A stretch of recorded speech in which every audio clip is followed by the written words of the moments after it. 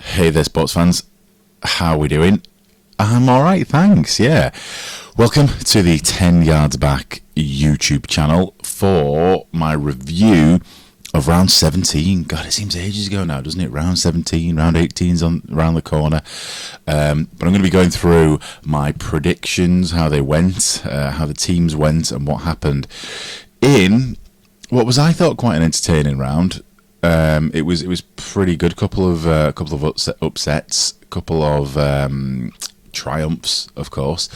So let's dive into it. Let's have a look at how the game shaped up in round 17. These were my predictions. So we had Huddersfield versus Cass on Thursday night. I had Cass, Leigh Wigan, the Battle of the Borough. I had Wigan pipping that 1914. Salford versus Warrington. I had Warrington winning that one. Hull FC, Saints.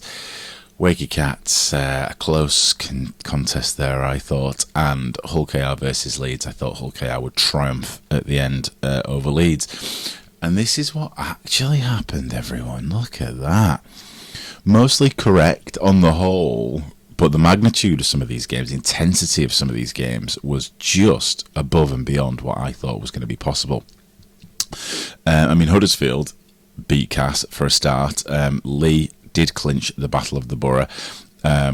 Warrington won, Saints won, Wakefield won, but then Leeds beat Hull KR. All of that to come coming on. So let's start on Thursday. Let's start with that game. Castleford versus Huddersfield. This was a game that I said then last week I was kind of invested in this game because it's a bottom of the table game, isn't it? And I always think that when the bottom of the table play each other, it can be just as good as when the top of the table play each other. Just like championship games can be as entertaining as Super League games because at least it's a good matchup. It's like a UFC fight, you see two young up and comers. That's entertaining.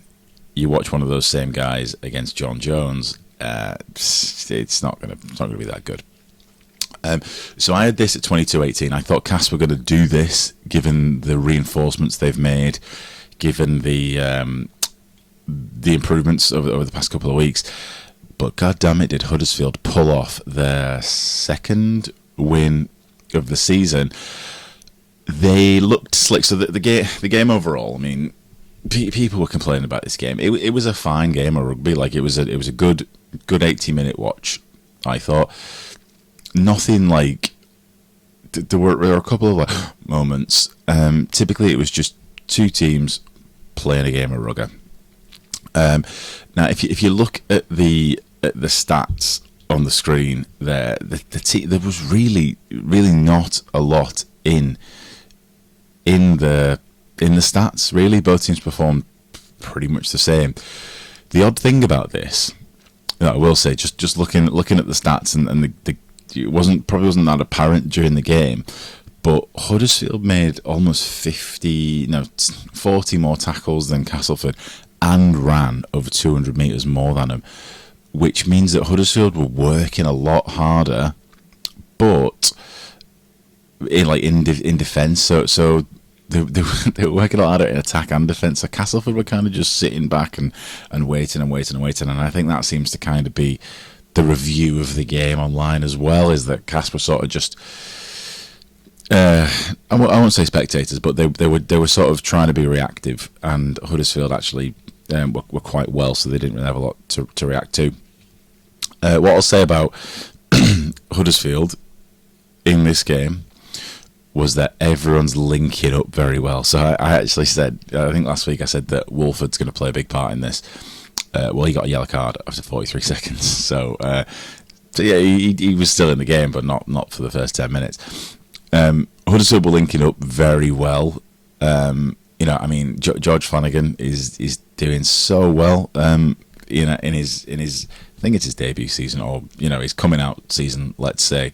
Him and Gagai on the wing have been sort of doing that all season, but now Lola Here's getting in the mix. So Lola Here's done a couple of runaway breaks now, so a couple of line breaks, a couple of interceptions, and big runs that people remember. But he's actually doing a lot of work with the ball. He's using the ball quite well at the minute. So I think that's going to pay dividends. There was one point in particular where Flanagan scored a try where him and Lollahir linked up. I'd say perfectly. I think it was a decent try. Maybe another team would have tightened up the defence a little bit and stopped it, but doesn't matter, does it? Because that's the way it turned out. So 30 points to 12, Huddersfield's second win of the season. Good for you, lads. Over to Friday. Over the Pennines in that bus stop in Wigan, the Leigh Sports Village, the most innovative name for a stadium you'll ever see. It was the final chapter of the Battle of the Borough. I thought this was going to be 19-14 with a drop goal just to be sure, but it wasn't, was it? It was 18-8, and I think so. You can look at this.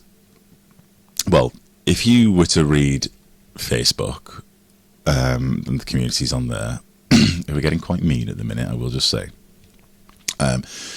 It's Wigan lost, Wigan lost, Wigan lost. I really need to just say Leigh won this fucker. Like, Leigh really won this game. I mean, bloody Isaac Liu is so good, isn't he? Him and Ipape, it's almost not fair to have both those people on the same team. He's just cutting through, just really just absolutely demolishing defences, and Ipape just doing what he always does, probably the best player in the world for me.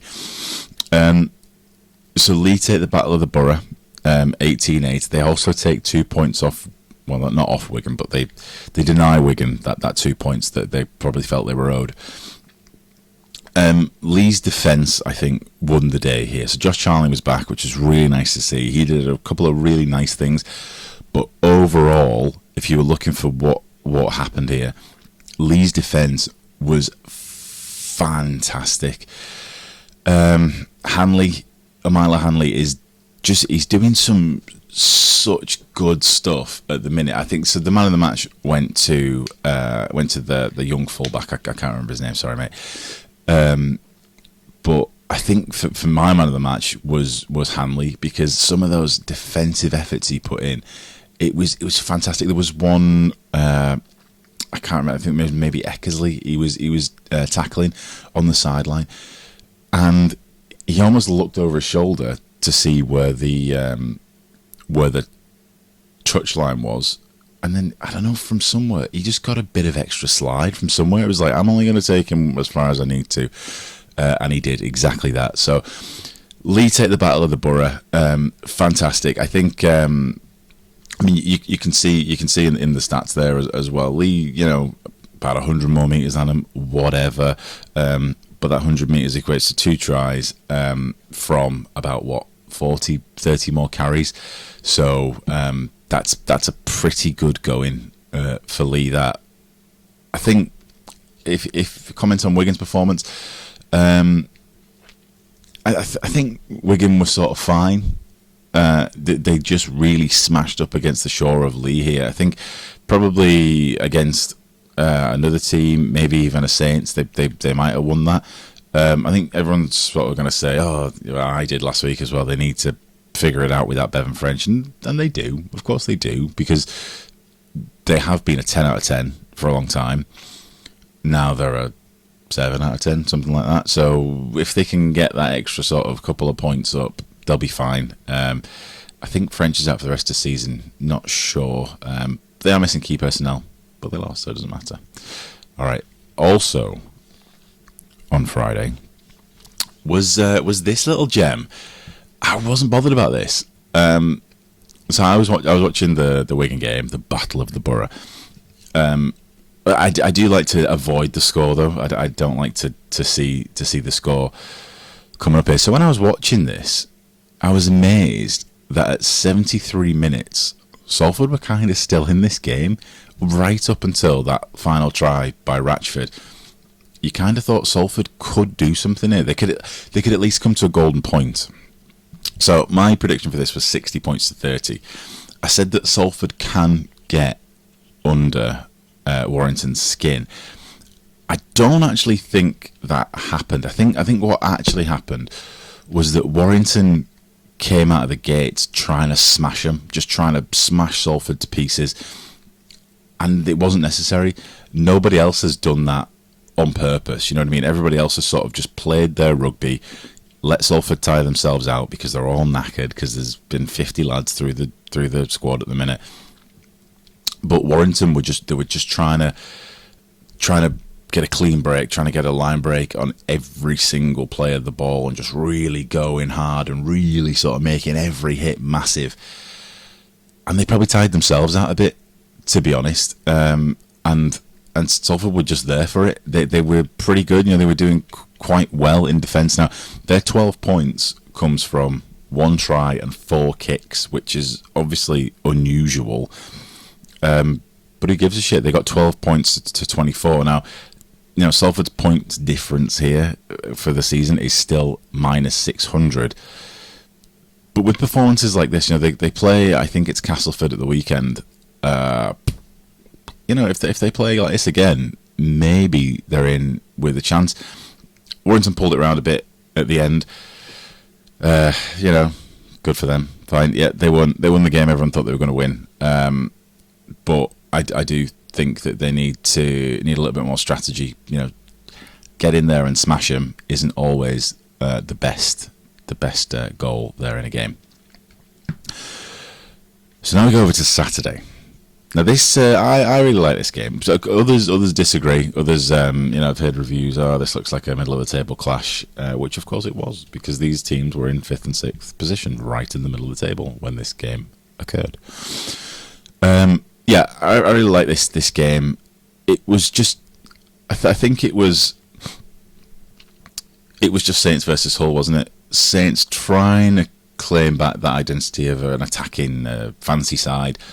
Hull just really sticking to their season strategy, which has been, you know, solid line, take it up. Aidan Caesar for Hull FC was a bit of a mystery in this one, because he seemed to be the only player on the field that Saints just couldn't get hold of. He just couldn't grab him. There were 2 points where he made 2 really just such good line breaks, and he had like 3 players on him and just kind of slipped through. So I think, you know, I always say that Caesar's dangerous on the try line. I think maybe what they're trying to do now is be a little bit more versatile and bring that out into midfield a little bit more. I don't know what they're trying to do. That's what I would assume. What I will say about this game in particular and the performance therein is that if you look at the stats, Hull FC made over 100 more tackles, or almost 100 more tackles than Saints. So that's an extra, like 16 sets-ish, something like that. And Saints just couldn't convert. It was one of them. I mean, I was watching the game with my mum, and she even said, "Oh, I hope it's not one of these where they just get really close to the try line and can't do out." It's kind of what happened, isn't it? They just, when they got close, they just couldn't do anything, and that's been Saints' issue now for, I'll say, this season and probably at least another half a season. So they're working around it. They're trying that marauding attack instead of a kick, so that they don't have to sort of be reactive on the try line. But I think that's a good thing for Hull FC, and it's a bad thing for Saints. So even though Saints got the victory there, I think that's a real positive for Hull FC, that they did do so much more work, but it was effective work. Okay, moving down the day. What the Wakefield Catalans game. So I was actually out in the garden listening to this one at first, listening to this game, and I couldn't really believe what I was hearing. So I thought this was going to be 24-16. So, you know, a middle of the table clash, let's say, you know, a little bit. It's probably bottom third right now-ish. I had this at 24-16, but it was just a bit of a bloodbath, wasn't it, for the first 40 minutes? It was crazy. So when you go back and watch it, Wakefield are doing things that nobody thought that any team that's ever been in the Championship would be able to do. just everyone knows where everybody else is. And I think, yeah, Max Jowett is a puzzle, and I'm sure it's a welcome puzzle for Darrell Clarke, but I think Max Jowett needs to sort of pull it back a little bit, because he's a fullback naturally, right? But they had him in at 6 on Saturday, and he was just putting the ball perfectly wherever he needs to be. And then, of course, Josh Rourke was filling in at fullback, who did some absolutely fantastic work. So, I mean, I was getting bored of hearing Josh Rourke's name on Saturday. Absolutely great. I think he's London Broncos alumni. He was in that side, wasn't he, who came up with London a couple of years ago. So it's good. Last year, was it last year? God, yeah, it was, wasn't it? It's good to see those players coming out of there, because there's been a few, hasn't there? There's basically the ones that to the top of my mind are Rourke, Kershaw, and Leyland. And Kershaw and Leyland aren't really getting any game time. So for Josh Rourke to really power through here and do well is really good for him. So Wakefield smashed Catalans. I don't know what's going on at Catalans, but you could sort of see when I did watch it back, the faces of the players were almost shocked. There was one point where Rourke goes in at the corner again, or maybe it was Wormsley again, and Tompkins' face is just like, what the fuck, what am I doing here? Nearly 40, why am I doing this? And that's the worry, isn't it, is that Catalans have had a good, solid French team with English seasoning or Australian seasoning for a while. Has it been a bit too long? Are they a little bit old now? I mean, there's some fantastic youngsters as well, but really the core of the team is still that same Catalans team who probably won the Challenge Cup, was that 8 years ago now? So, yeah, maybe something to think about there in Catalans. Obviously, they've lost their coach, so they've got a standing coach, but, I mean, 44-6 is not good, is it? What I will say is that as Wakefield were 44-6 up towards the end of the game, I think it was John Wells, the commentator, said Wakefield need to learn how to play an 80-minute game, which, looking at that scoreline, seems like a bizarre thing to say. But the half-time score of this game was 40 points, 40-0, I think. May even 38-0. Yeah, it was 38-0, wasn't it? So what happened in the second half? I don't think Catalans were superbly better. I think Wakefield maybe let off a little bit in the second half there. So if this Wakefield team can put 80 minutes together, like, you know, they haven't done really, they've kind of tended to score their points toward the second half of the game this season. They're going to be trouble. You know, the players they've got, the unity they're building, and the experience, the team experience that they're pumping in now is scary for some teams, I would think. All right, the last game of the weekend. Oh, it was a goodie, wasn't it? It was very, very entertaining way to spend a Sunday afternoon. And I will say, sneaky old Sky Sports stole this one off Super League Plus. Normally they don't bother with the Sunday afternooners, but obviously they couldn't resist heading over to Craven Park and having a roast or something, whatever they do over there. So I had this at 24-12. Hull KR beating the Rhinos. And that didn't happen, did it? For the second time this season, Hull KR lost. The game was good. I mean, it was a good game. So almost 3,000 meters made with the ball, which is, you know, just gives you an idea of how dynamic the game was. Typically, you know, you're looking at about 1,500, 1,400 meters a game. This is 3,000 meters. I think it's the second highest meter count of the season.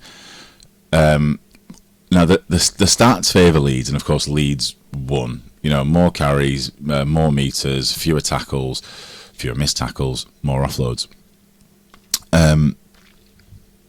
But I think the thing that the stats don't tell you is that Hull KR had, I think, 3 forward passes on the Leeds try line in the first half. Like, literally, surefire tries, forward pass comes in and ruins it. So, you know, if those tries have been scored, you know, ifs and buts, whatever, I didn't really care who won this one. It's good to see Leeds on form. It's good to see KR on form. So I was a neutral in this one. But KR really need to sort that out. I think probably what they did was it was a big occasion, a big day. Let's just fucking put them away in the first half. Leeds think they can do this. Let's put them away, and they didn't. Almost like the Warrington game with Salford, wasn't necessary. You should have just done your thing and carried on.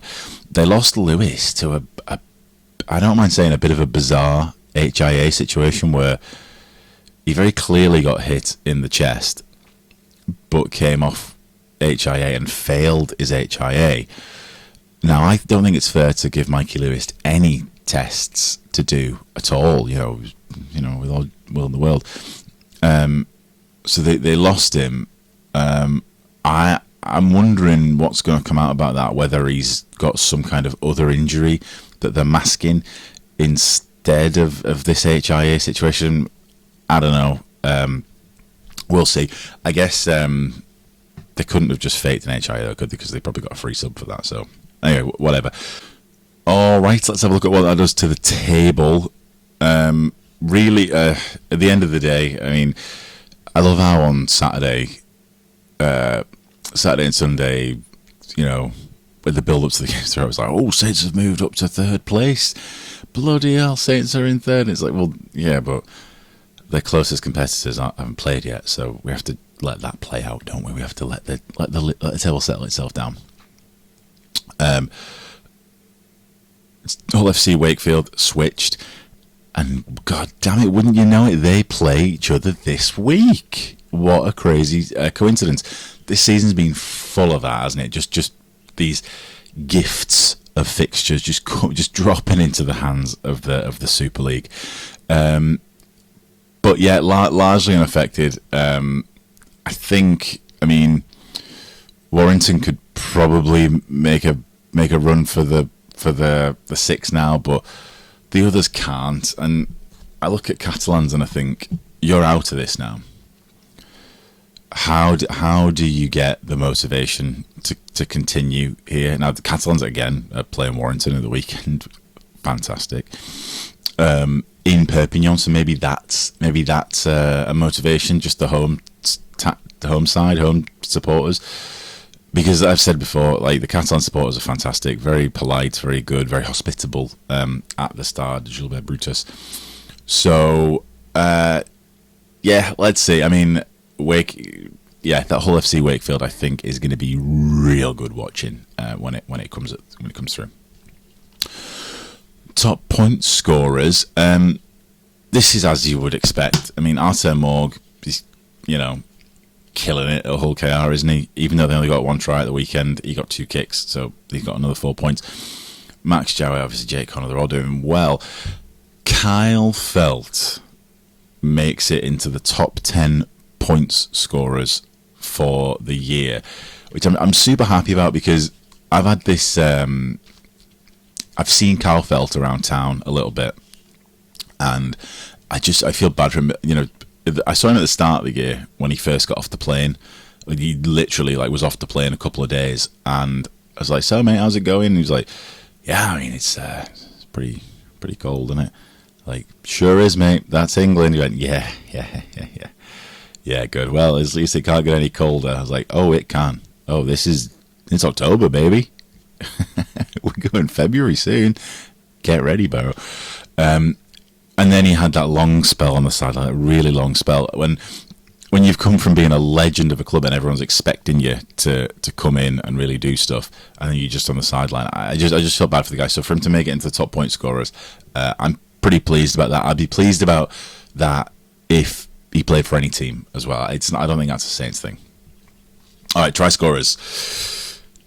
Field still up there. Everyone still up there. I think that this try scorers chart is starting to tell a little bit of a story of the season. To be honest, at the start of the season, it's which players are playing well. Now, this is a reflection of which teams are playing well. Let's just. I'll try and do a quick count. So you got one. You got three Wigan players, 4 Hull KR players. I'm not going to count them. Yeah, 3 KR players. So teams that are doing well are scoring a lot of tries, but where they're scoring their tries as well, I think is important, because it says something about the strategy and how well they're doing. Interesting read anyway, I think. All right, so that's my review of round 17. Good round, not the best. Nothing spectacular happened. Just a good old weekend of rugby, right? I'll be back later with a 6 again and with a predictor for round 18. So stay tuned, come back. But enjoy yourself, guys. Have a good day.